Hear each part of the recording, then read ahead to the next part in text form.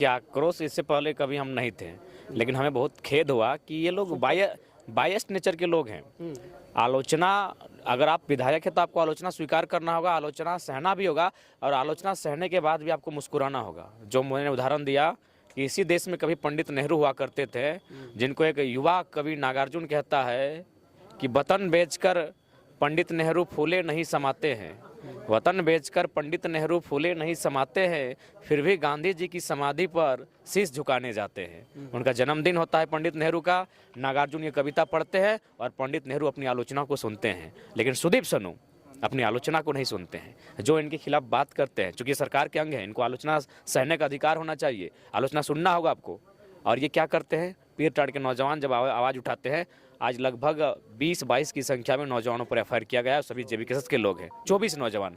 तो बताइए, ऐसे 22 लोगों के साथ तो बरसना पड़ेगा। ये लोग, आप अपने आप को लोकतांत्रिक प्रहरी कहते हैं, आप उस सदन के अंग है जहां लोकतंत्र की मर्यादा की नींव रखी जाती है, और अगर आप इस तरह बायस्ड नेचर से साथ चलेंगे, घृणित स्वभाव के साथ राजनीति करेंगे, तो ये दुर्भाग्य का विषय है। इसीलिए आक्रामकता इनके प्रति आज इसलिए थी कि इन्होंने 24 बेकसूर बच्चों को फंसाया है, जिनका उज्जवल भविष्य है, जो पढ़ने लिखने वाले छात्र हैं, और ये भी धमकी देते हैं कि ज़्यादा कुछ करोगे तो नक्सली के केस में डाल देंगे। ये है विधायक जी का बयान। मैंने पर्दे के पीछे से, सामने से अपने आप को प्रेजेंट करते हैं कि हम विधायक हैं, सादे नहीं होते नेता लोग, कल सादे कुर्ते में सादे मैंने अपने आप को प्रेजेंट करते हैं, और अंधेरे में इस प्रकार के स्वभाव से प्रेजेंट करते हैं। तो इसीलिए आक्रामकता आज दिखी। ये आक्रोश जो है, और आपने कह दिया कि भैया सांसदीय अगर जीत गए तो कार्यक्रम झंडा मैदान में होगा, और लगातार झारखंडी भाषा कल्याण संघर्ष समिति के जो लोग हैं वो ये कह रहे हैं कि भैया झंडा मैदान में कार्यक्रम होना चाहिए था, झंडा मैदान जो है सेंटर हो जाता है। आज बताइए, ये बताइए कैसा लोकतांत्रिक भारत है भाई। मैं आपके चैनल के माध्यम से, लोकतंत्र के चौथे स्तंभ के माध्यम से, मैं पहले जिला प्रशासन सवाल करूंगा कि आज हमारे साथी लगभग 3 महीना से, कसम से 3 महीना से हम लोग झंडा मैदान में परमिशन मांग रहे हैं, और आज झारखंड मुक्ति मोर्चा का कार्यक्रम हो जाता है सरकार में है। तो लोकतंत्र तो ये नहीं भेदभाव करता है कि जो लोग सत्ता में बैठे हैं उनको माने परमिशन मिलेगा, जो आंदोलन करने वाले छात्र परमिशन नहीं मिलेगा। तो ये तो जिला प्रशासन को भी स्टेटमेंट देना चाहिए। हम चाहेंगे मीडिया से सवाल करे कि भाई, जब हम लोग झंडा मैदान को लेकर बार बार अर्जी डाल रहे हैं कि हमें अपना सभा वहाँ करना है, परमिशन नहीं दिया जाता है, और उसी दिन कुछ दिन पहले माननीय मुख्यमंत्री आते हैं, सभा होती है, फिर भविष्य में कोई नेता आएंगे। तो ये इसीलिए हमने स्पष्ट कहा, अगर हम लोग संसद जीतते हैं तो पहला स्वागत सभा झंडा मैदान में होंगे, और देखते हैं उस दिन कौन रोकेंगे। आज जन्मदिन था आपके प्रत्याशी का, मनोज यादव का, और आज अनाउंस भी कर गए कि भैया आप कोडरमा लड़िए, फाइनल कहा गया। हाँ बिल्कुल, फाइनल कहा गए, और हम लोग कुछ थोड़ा सा यूनिक ही करते हैं। जन्मदिन था इसलिए रोक के रखे थे, और उपहार दिए, जाइए जनता का सेवा कीजिए। अच्छा, तो ठीक है, ये उपहार जो है जयराम के लिए कितनी चुनौती है, क्योंकि रजिस्ट्रेशन का प्रोसेस आपका अटका हुआ है। जो प्रत्याशी उतरेंगे, एक सिंबल अगर रजिस्ट्रेशन ना हो पाता है तो कैसे ये चीज़ें होंगी, और अगर नहीं होता है तो आपका भी जो सिंबल है वो घटेगा, आप निर्दलीय लड़ेंगे। देखिए, अगर रजिस्ट्रेशन, मुझे उम्मीद है कि हो जाएगी, और फिर भी चूंकि यथार्थ को जीने वाले हैं तो थोड़ा सा सोच लेते कि नहीं हुआ, तो ऐसी परिस्थिति में हमारे जो युवा हैं उनके कंधों पर बोझ बढ़ जाएगा, उनका दारोमदार बढ़ेगा, और उनकी ऊर्जा ही हमें चुनाव में अपने आप को पार्टिसिपेट जब करेंगे तो कंटेस्ट में रखेगी। यथार्थ के साथ मथुरा महतो फाइनल हो गए हैं, चंद्र प्रकाश चौधरी लड़ने वाले हैं। बार बार सवाल यही, चूंकि यही सवाल बार बार आपके पास आएगा। अब जयराम महतो हैं, ठीक है, आप कहेंगे कि ठीक है, सवाल ये थोड़ा अलग से है कि भैया महतो का नेता कौन। देखिए, सबसे पहला हम लोग जमात का नेता बनने आए हैं, लेकिन अब सभी जो चुनाव प्रत्याशी अगर एक ही समुदाय के होंगे तो वो एक लक हो जाता है, ऐसा अनुमान होता नहीं है। तो ये तो हम लोग, जो भी नेता होगा, अगर जयराम महतो नेता बनता है तो जमात का नेता होगा।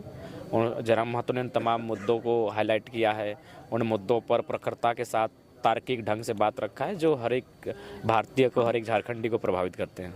अगला जो आपका रणनीति है वो, चूंकि अब आज सभा थी, आप नुक्कड़ भी कर रहे हैं, इस कवायद में कुछ ऐसी भी चीज़ें आ रही हैं, ऐसा भी बिंदु आ रहा है जिस पर आपको विशेष काम करने का ज़रूरत है, जैसा आप अनुभव कर पाए हैं पिछले कुछ दिनों की बात करें तो।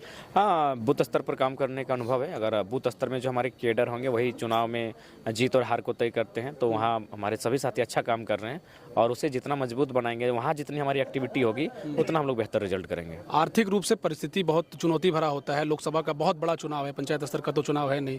धन बल आपको लगता है कि बहुत बड़ी चुनौती है आपके लिए, कैसे ये जो धन है उसको इकट्ठा किया जाए, कैसे चुनाव में, चूंकि तमाम वो चीज़ें हैं, गरीब तबके के लोग आपके लिए जब काम करेंगे तो जाहिर सी बात है कि वाहन के खर्च हैं, बहुत सारे खर्च, छोटे मोटे खर्च, कम से कम चल पाने के लिए और खाने के लिए ये व्यवस्था कैसे कर रहे हैं। देखिए, सबसे पहली बात आपने स्वयं देखा विकास दा, अभी हमारे चंद्रवंशी दा बैठे हैं, हमारे रॉकी नवल दा बैठे हैं, हमारे अंकल हमारे बहुत ही वृद्ध व्यक्ति हैं जो हमारी इनके छत्र छाया भी मिलती है। मुखिया जी अभी अगल बगल में बैठे होंगे। तमाम हमारे जो नौजवान साथी हैं, देख सकते हैं कि मछली भात का आयोजन किया गया है। एक जाहिर सी बात है, एक दूसरे से उन्होंने 100, 200, 50 जो भी ये सहयोग लिया होगा, और जो हमारे साथ जो साथी आए उनके साथ साथ हम लोग जितने यहाँ थे और मिलकर उस भोजन का आनंद लिए। तो इसी प्रकार से चलता है हमारा माने सहयोग, एक आपसी सहयोग के माध्यम से हम लोग का आंदोलन चलता है। तो ये कहा जाए कि भाई आम जो लोग हैं वही लोग जो है डोनेशन के तौर पर आप चुनाव हाँ लड़ेंगे। बिल्कुल, डोनेशन के तौर पर ही चुनाव लड़ेंगे और विचारधारा की जीत होगी, इस बात की हम लोग पुष्टि करेंगे। जीत जाते हैं तो भाजपा के साथ जाएंगे, क्योंकि सरकार जब हो सकता है भाजपा की अगर बने ना भी बने, किसके साथ जाना पसंद करेंगे? देखिए, सबसे पहली बात है कि जो पार्टियां गवर्नमेंट में अपने आप को स्थापित करेंगी, उनसे सबसे पहले बात अपने राज्य के जो मुद्दे हैं उन पर सामंजस्य कैसा होता है। और नहीं तो फिर बहुत सुंदर जगह है, विपक्ष में बैठिए और सदन में लगातार अपने तीखे प्रहारों से सदन का ध्यान अपने राज्य की मिट्टी की ओर रखिए। और चूंकि आज सोशल मीडिया का ज़माना है, हम जनता से दूर नहीं है, जनता को ही बोलेंगे कि भाई हमें कहाँ जाना चाहिए। ये रायशुमारी होगी, उसके बाद ही निर्णय होगा। मुद्दे तो कई हो गए हैं, सवाल भी खैर रहने दीजिए। आपने कहा कि भैया सवाल रहना चाहिए, किरदार रहना चाहिए, लेकिन एक सवाल है, आपने हमेशा जमीन विस्थापितों को लेकर के कहा है। गिरिडीह लोकसभा के लिए कौन सा ऐसा मुद्दा है जिसको आपको लगता है कि वो इस लोकसभा चुनाव में भारी होंगे? जयराम की बातें सुनी जाएंगी, लोग सुन भी रहे हैं, लेकिन एक बड़ा जो मुद्दा होगा गिरिडीह लोकसभा के लिए वो क्या हो सकता है जिसको लोग विश्वास करेंगे कि जयराम आएंगे तो इन सब मुद्दों पर वो काम कर सकते हैं? देखिए, सबसे बड़ा मुद्दा है पलायन को रोकना। चूँकि मेरा मानना है गिरिडीह लोकसभा के अंतर्गत अनुमान 3 लाख के आसपास पलायन है, और उन सब चीज़ों को रोकने के लिए आपके पास स्ट्रेटजी होनी चाहिए। छोटे छोटे लघु उद्योग की आइडियाज़ आपके माइंड में होना चाहिए, कुटीर उद्योग की आइडियाज़ अपने माइंड में होना चाहिए। गिरिडीह चूँकि पर्यटन के क्षेत्र से भी बेहतर विकल्प है, माइंस के क्षेत्र में भी रोजगार के साधन का सृजन है। बहुत सारी कंपनियां हैं, ऑथराइज्ड कंपनियां जो गिरिडीह के लोकसभा के भीतर माने स्थापित हैं।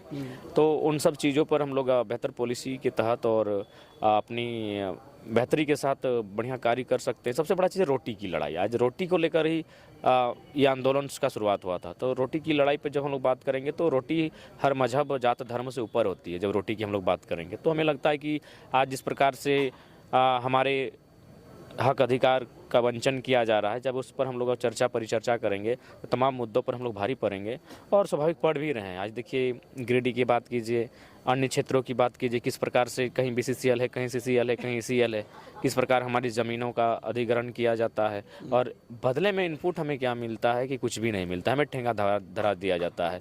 बाकी अन्य प्रदेशों के लोग हर जगह भर दिए जाते हैं।